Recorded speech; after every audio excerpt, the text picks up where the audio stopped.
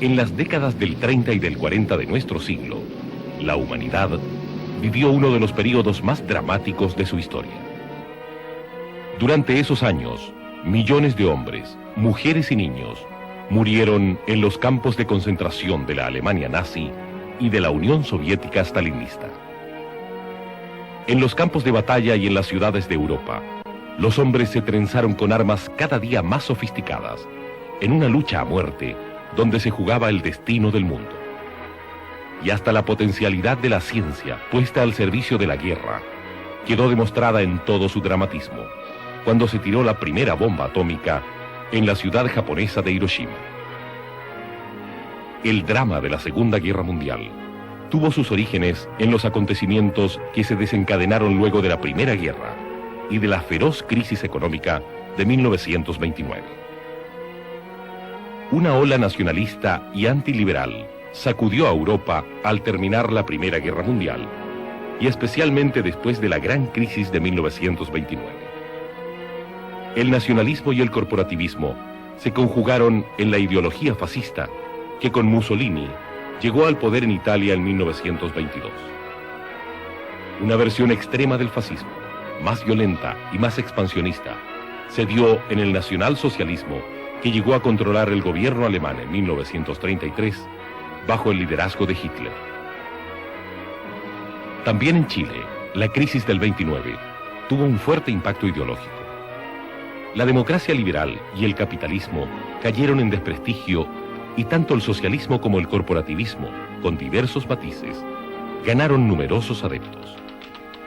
Los partidos que se habían formado en el siglo XIX tuvieron que replantear sus doctrinas y programas, y surgieron nuevos partidos políticos que recogían las inquietudes y tendencias de esos tiempos. Así, por ejemplo, el Partido Conservador acentuó la crítica doctrinaria al liberalismo. Luego de la caída del gobierno de Ibáñez, ingresó a sus filas un grupo de jóvenes que, inspirados en las enseñanzas de la Iglesia, buscaban terminar con la pobreza a través de la acción política. Eran críticos del liberalismo y del socialismo, y siguiendo las encíclicas sociales, optaron por una línea corporativista. Su rechazo al liberalismo los llevó finalmente a romper con el Partido Conservador y formar tienda aparte a fines de la década del 30, constituyendo la Falange Nacional. En los sectores populares, el Partido Demócrata fue desplazado por los nuevos partidos socialista y comunista. El Partido Socialista se formó en 1933, reuniendo a hombres de diversas corrientes ideológicas. Entre los fundadores del Partido Socialista había masones, socialdemócratas, marxistas, anarquistas. Pero sin duda, los hombres más influyentes eran aquellos que habían actuado en la primera etapa de la República Socialista. Desde sus inicios, se definió como Partido de los Trabajadores, abriéndose así a los sectores medios. Sus conflictos con el Partido Comunista fueron constantes hasta fines de los años 50. El Partido Comunista se creó en 1922, cuando el Partido Obrero Socialista se unió a la Tercera Internacional. Desde sus inicios, el Partido Comunista chileno se caracterizó por su adhesión disciplinada a las orientaciones emanadas desde Moscú. Ello significó que hasta mediados de la década del 30, adoptó una postura revolucionaria, considerándose la vanguardia única del proletariado, lo que le valió enfrentarse con el Partido Socialista en los sindicatos y en las calles. En la década del 30, las calles de Santiago y de las principales ciudades del país vivían día a día el choque violento de los grupos paramilitares de los partidos políticos. Socialistas se enfrentaban con comunistas, y ambos con las brigadas del Movimiento Nacional Socialista, y tanto estos como aquellos con las milicias republicanas, que se habían creado clandestinamente durante la República Socialista para defender el orden constitucional. Aún así, ejerciendo con firmeza su autoridad presidencial, Arturo Alessandri logró en su segundo gobierno poner fin a la inestabilidad política que había caracterizado al país en los años anteriores. Durante su gobierno se legitimó la democracia liberal, consagrada en la Constitución de 1925. Se acabaron los golpes militares y los partidos antisistema terminaron aceptando las reglas del juego establecidas en la Constitución. La aceptación de la institucionalidad democrática por los partidos de izquierda, especialmente por el Partido Comunista, estuvo determinada por el rumbo de los acontecimientos internacionales. En 1935 se produjo un viraje en la estrategia política de la Internacional Comunista, la cual, por temor al avance del fascismo en Europa, puso fin a su estrategia revolucionaria y buscó aliarse con los otros partidos de izquierda y con los radicales.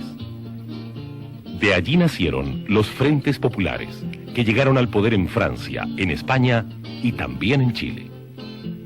En nuestro país, el Frente Popular fue una combinación política que reunió a comunistas, socialistas y radicales, además de una fracción del Partido Demócrata.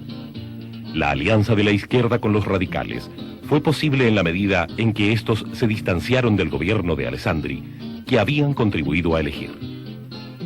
Los mayores problemas entre Alessandri y los radicales se produjeron por el ejercicio autoritario del poder presidencial y también a causa de Gustavo Ross, ministro de Hacienda, quien para la derecha era el mago de las finanzas y para la izquierda el ministro del hambre.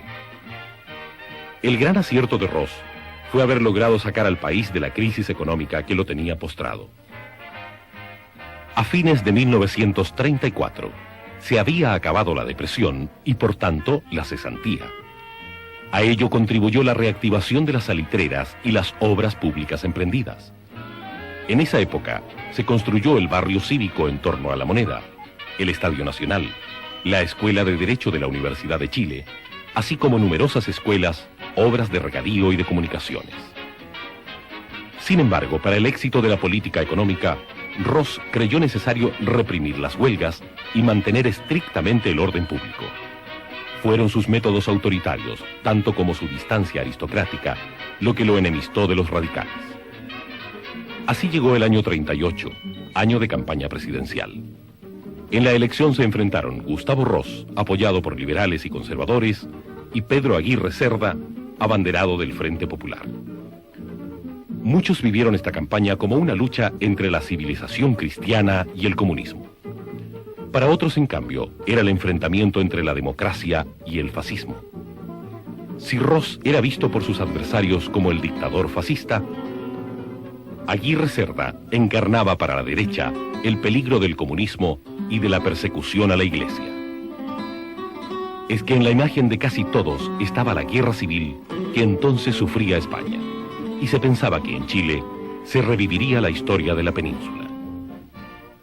Sin embargo, el triunfo electoral de Pedro Aguirre Cerda no dio origen ni a persecuciones a la Iglesia, ni mucho menos a una guerra civil. Muy por el contrario, comenzaba una etapa en que la política chilena se caracterizó por el acuerdo y la conciliación.